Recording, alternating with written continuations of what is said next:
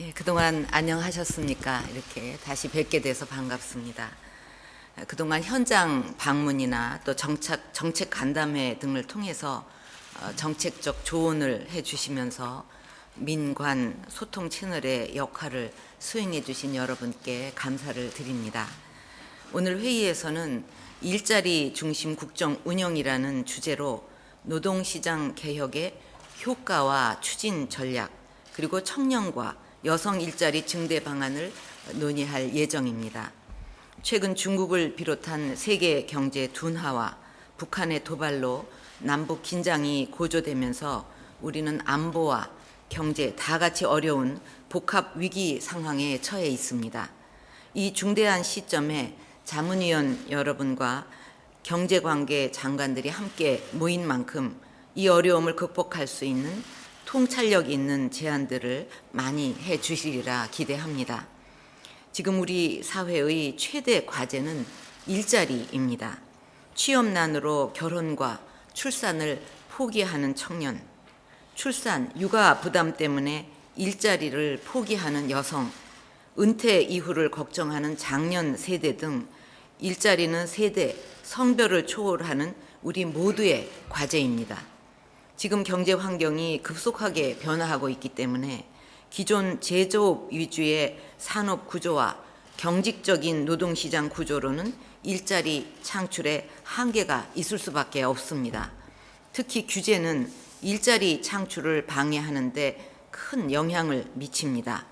최근 OECD 국가를 대상으로 조사한 결과에 따르면 기업 규제와 청년 고용률은 서로 상반된 관계에 있는 것으로 분석이 되었습니다. 우리나라는 스페인, 그리스 등과 함께 기업 규제는 강하고 청년 고용률은 낮은 국가에 속합니다. 반면에 독일과 네덜란드는 노동개혁과 서비스 산업 활성화를 통해 고용률을 단기간 내에 70%대로 높이는 데 성공했습니다. 우리도 서비스 산업 비중을 확대하고 노동시장의 낡은 관행을 깨기 위해 많은 노력을 했지만 서비스 산업 발전 기본법, 노동개혁 4법 등의 입법 지연으로 아직 만족스럽지 않은 상태입니다. 정부가 사상 최대 규모의 일자리 예산을 편성하고 고용증대 세대와 상생고용 지원 제도 등을 만들었지만 1월 청년 실업률이 16년 만에 최고치인 9.5%를 기록하는 등 일자리 정책의 체감도와 성과가 높지 않습니다. 한편 생각해 보면 그럴 수밖에 없지 않냐, 그런 생각도 듭니다.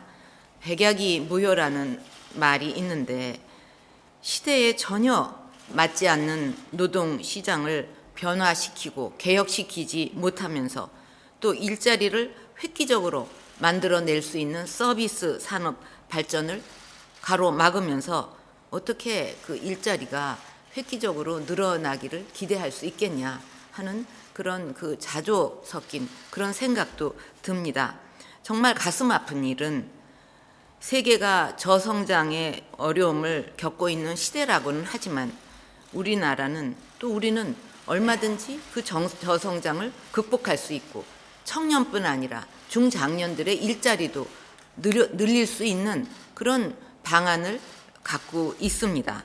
빤히 어떻게 하면 일자리를 더 늘려서 우리 청년들과 중장년들에게 희망을 줄 수 있는가 하는 방법을 뻔히 알면서도 법에 가로막혀서 그것을 하지 못한다는 거, 이거는 정말 자다가도 몇 번씩 깰 그런 통탄스러운 일입니다. 말하자면 시대에 맞지 않는 노동시장 그 옷을 입고 너무나 고통스럽게 움직이지도 못하는 그런 상황에 우리가 거기에 맞는 그 옷을 지어놓고 이거를 바꿔 입어야 된다 이렇게 하고 있고, 또 고통스러운 병을 치료하기 위해서 처방전도 약도 잘 오랫동안 노력해서 만들어 놓고, 그리고 이거를 좀 환자가 들 수 있도록 이렇게 다 준비를 해놓고 그 다음에 법이 가로막아서 이 옷을 입지 마라, 이 약도 먹으면 안 된다, 그래갖고 계속 환자나 그 맞지 않는 옷을 껴입은 사람은 고통스러운데 이게 말이 된다고 생각을 하십니까? 19대 국회가 얼마 남지 않았기 때문에 이 국회가 끝나기 전에 적어도 이 국민들에게 할 수 있는 도리는 다 하고 끝을 맺어야 되지 않겠느냐. 그런 차원에서 이 부처에 모두 최선을 다해 주시기를 바랍니다. 국민에게 표를 달라, 우리를 지지해 달라 할 적에는 그만큼 국민을 위해서 최선을 다해 놓고 우리가 또 국회에 들어가서 이렇게 국민을 위해서 일을 하겠습니다 하는 그런 약속이 아니겠습니까? 국민을 얼마든지 희망을 줄 수 있는 일들을 안 하고 그다음에 우리를 지지해 달라. 그 국민이 지지해서 뭐를 할 겁니까?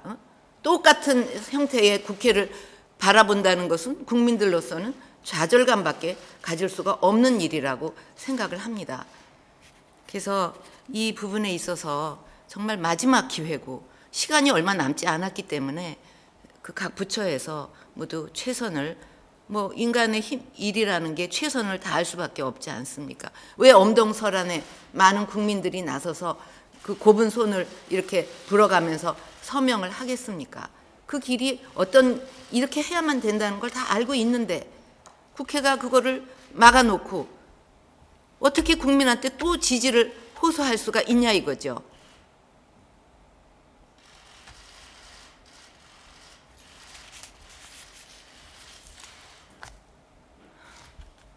그리고 테러도 지금 경제에 관련된 얘기는 아니지만 사실은 사회가 불안하고 어디서 그 테러가 터질지도 모른다는 그런 상황 하에서 경제가 또 발전을 할 수가 있겠습니까? 그렇기 때문에 이게 다 따로따로의 일이 아니라 다 경제 살리기와 연결이 되는 일인데 그 여러 가지 신호가 지금 우리나라에 오고 있는데 그거를 가로막아서 어떻게 하겠다는 얘기예요. 많은 국민이 희생을 치르고 나서 통과를 시키겠다는 얘기인지 이거는 정말 그 어떤 나라에서도 있을 수 없는 기가 막힌 현상들이라고 생각을 합니다. 1400여일 전에 법이 통과가 됐다면 지금 서비스 산업의 일자리는 제조업의 몇 배가 되는데 많은 청년들이 일자리를 찾아서 미래를 희망차게 설계하고 있었을 거 아니겠습니까? 뭐 때문에 1400일이 넘는 동안에도 이 법을 통과시키지를 않고 지금도 통과시킬 생각이 없고 도대체 어쩌자는 겁니까? 도대체 어떻게 나라 일자리를 만들겠다는 거예요? 정부도 물론 노력을 많이 하고 있습니다. 그러나 그거는 한계가 있을 수밖에 없다 이거죠. 근본적으로. 그래서 하여튼 이제는 그 국정 운영 기조를 일자리 중심으로 우리가 더 강화를 해야 됩니다. 어떤 정책을 생각하더라도 이게 투자에 도움이 되냐 안 되냐, 이것이 일자리를 만드는 데 도움이 되냐 안 되냐, 이거를 우선적으로 생각을 하고 이게 일자리에 도움이 안 된다 그러면 과감하게 버려야 돼요. 모든 목표를 일자리에 둬야 된다고 생각을 합니다. 정책 추진 체계를 일자리 중심으로 재구성하고 장기적으로 모든 정책에 대해 고용 영향 평가를 실시하는 등 거시경제의 패러다임을 고용률로 전환해 나가야 하겠습니다. 이런 점에서 지난주 무역투자진흥회의에서 신산업에 대한 네거티브 규제 도입 등을 통한 투자와 일자리 창출 방안을 논의한 데 이어서 오늘 노동개혁을 포함한 일자리 정책에 대해 논의하게 돼서 의미가 크다고 생각합니다. 이런 점에서 오늘 회의는 성장률뿐만 아니라 오히려 성장률보다 더 중요한 고용률을 더 강화해서 우리 경제가 더 튼튼한 경제로 거듭나도록 하는 계기가 될 것입니다. 먼저 노동개혁의 효과와 추진 전략에 대해서 말씀을 드리면 노동개혁은 바로 일자리 개혁이며 일자리 중심의 국정 운영을 위해서도 노동개혁의 완수가 매우 중요합니다. 우리에게 닥친 일자리 위기는 단기적 처방이나 선심성 조치로는 해결할 수가 없고 노동시장의 구조개혁을 통해서만 해결할 수가 있습니다. 다시 말해 노동개혁은 노동시장의 낡은 제도와 관행을 바꿔서 일자리를 만들기 위해 추진하는 것입니다. 90년대 초반만 해도 우리나라 근로자의 정년은 55세였고 평균 수명은 70세 초반이었습니다. 하지만 이제 정년은 60세가 됐고 평균 수명은 80세를 넘어서면서 우리 국민 대부분은 60대 중반까지 일하기를 원하고 있습니다.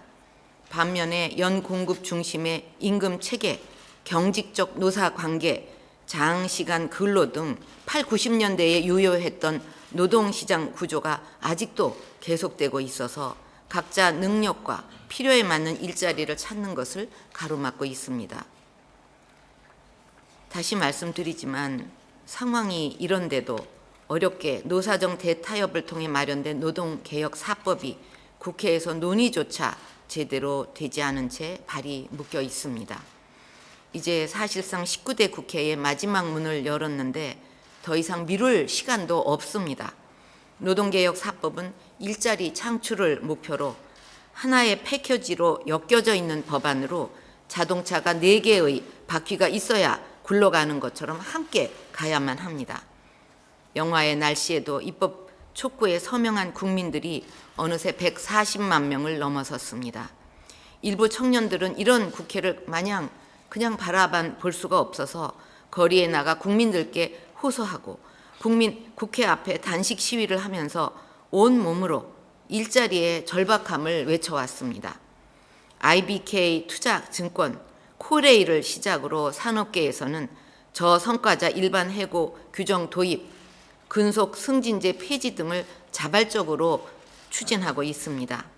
경제부총리, 고용부 장관께서는 19대 국회 중에 4대 입법이 통과되도록 끝까지 전력을 다해 주시고 노동개혁 2대 지침이 현장에서 정착되도록 노력해 주시기를 바랍니다. 다음으로 노동시장 구조개혁과 함께 청년 여성 고용률 제고는 일자리 창출을 위한 2개의 지렛대라고 할 수 있습니다. 그러나 정부의 노력에도 불구하고 청년들이 체감하는 고용 여건은 매우 심각합니다.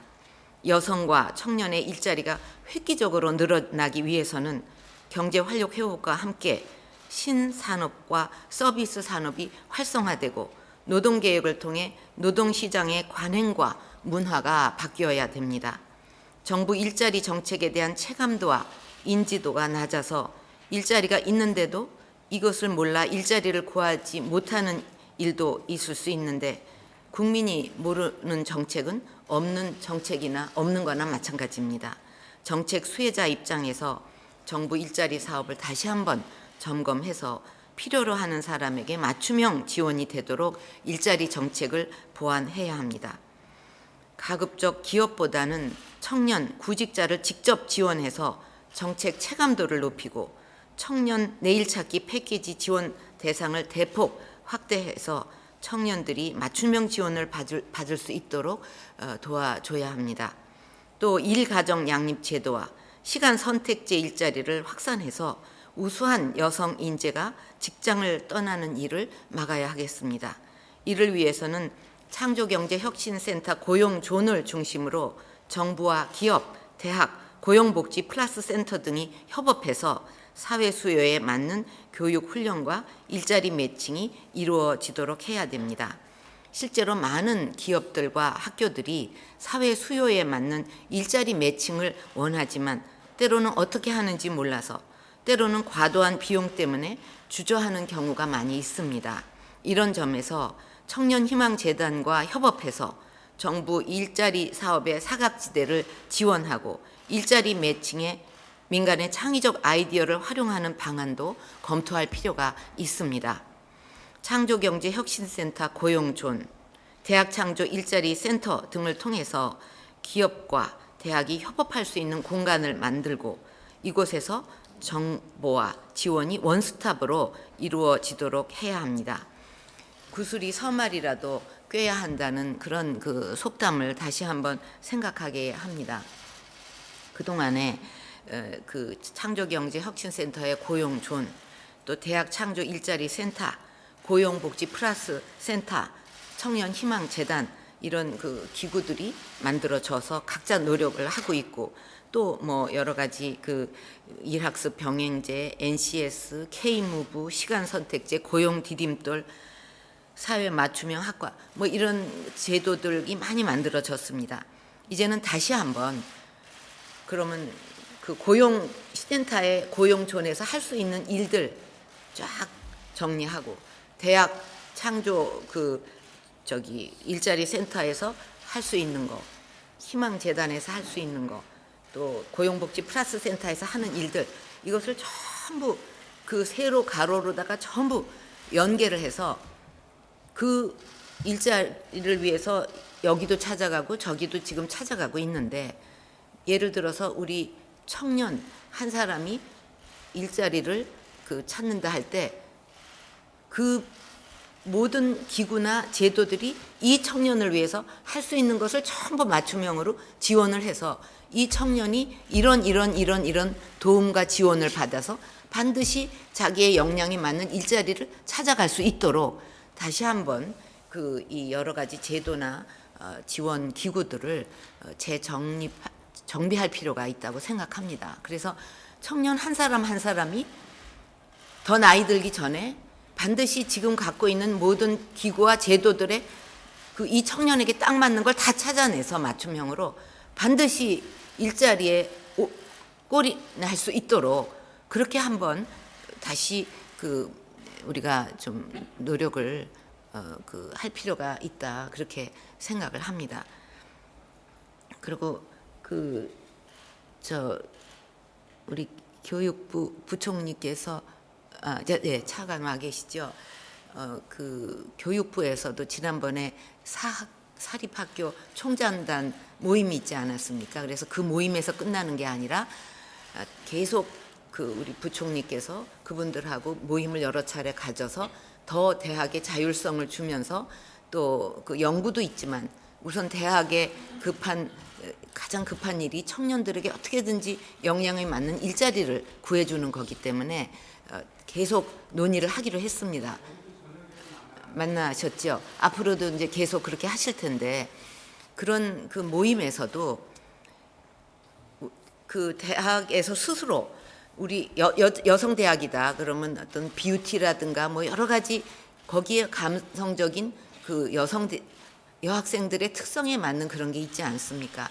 또 이 공대는 공대대로 다 대학마다 이 학생들을 어떻게 잘 인재를 육성해서 어떻게 일자리로 연결시켜 주냐 하는 계획이 있을 텐데, 정부가 갖고 있는 또는 민간이 갖고 있는 이런 모든 지원 체계, 그다음에 이 대학에서 그 학생들을 위해서 우리 대학은 우리 특성에 맞게 이렇게 커리큘럼도 짜고 이렇게 지원 체계를 만들어서 우리 학생들을 인재를 키우면서 졸업하자마자 일자리로 가게 이렇게 하려고 한다 하는 대학이 가장 잘 알고 있는 계획이 있을 겁니다.